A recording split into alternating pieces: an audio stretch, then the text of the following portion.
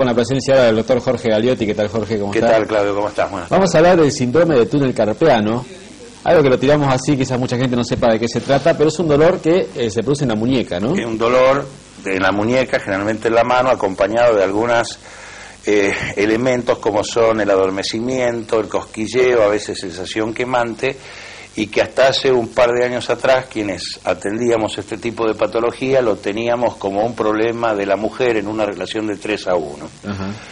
Lo que pasa es que últimamente estamos viendo en el consultorio una serie de pacientes derivados de las administradoras de pensión y jubilación y de fondos de jubilación y pensión para ser estudiados porque aducen haber trabajado en tareas de movimientos repetitivos de las manos y de las muñecas que le han causado este tipo de patología. Claro, que se nos duerman las manos puede ser algo común, si se quiere, ¿no? Esto obviamente va acompañado de otras cosas. Esto va acompañado de otras cosas, por ejemplo, va acompañado de una sensación muy importante de quemazón o disestesias nocturnas, ¿no es cierto?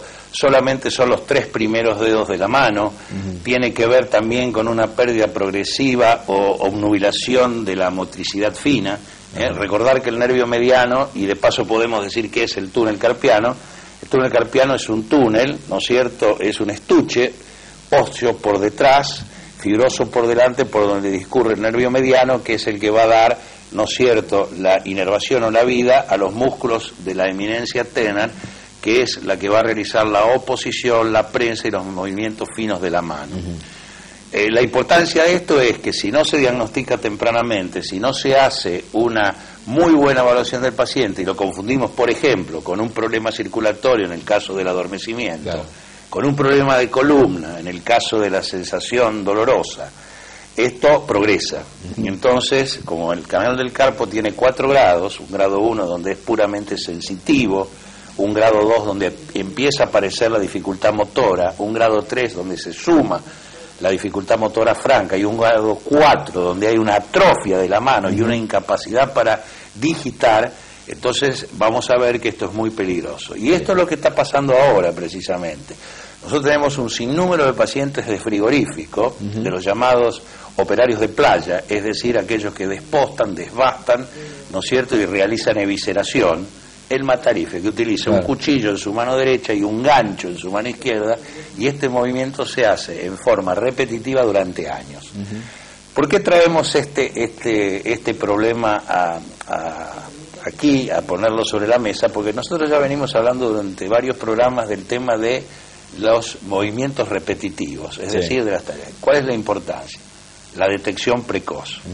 Es decir, si nosotros detectamos precozmente este problema, tenemos 2 posibilidades, es decir, frenar la evolución en el caso de que se trate por un movimiento repetitivo y evitar que el paciente llegue a la tercera etapa donde el tema es quirúrgico. Claro.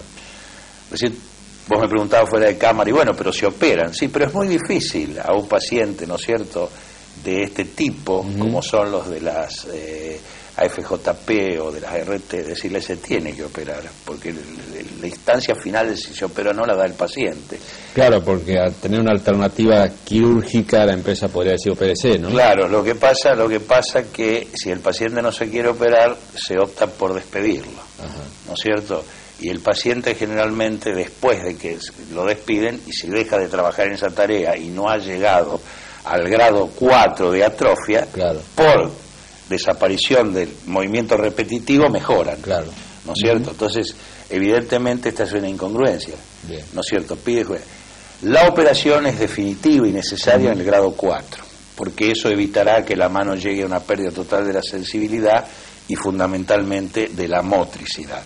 Pero los 2 primeros estadios, el 1 y el 2, son perfectamente tratables sin cirugía y con un muy buen resultado a través de las terapias que alguna vez hemos mencionado. Bien, se nos fue el tiempo. Sí, terminamos con esto. Pero la idea, bueno, es que no se confundan los síntomas con otras patologías, ¿no es cierto?, que se consulte a tiempo para evitar una cirugía. Es lo que se debe hacer. Bien, gracias, Jorge.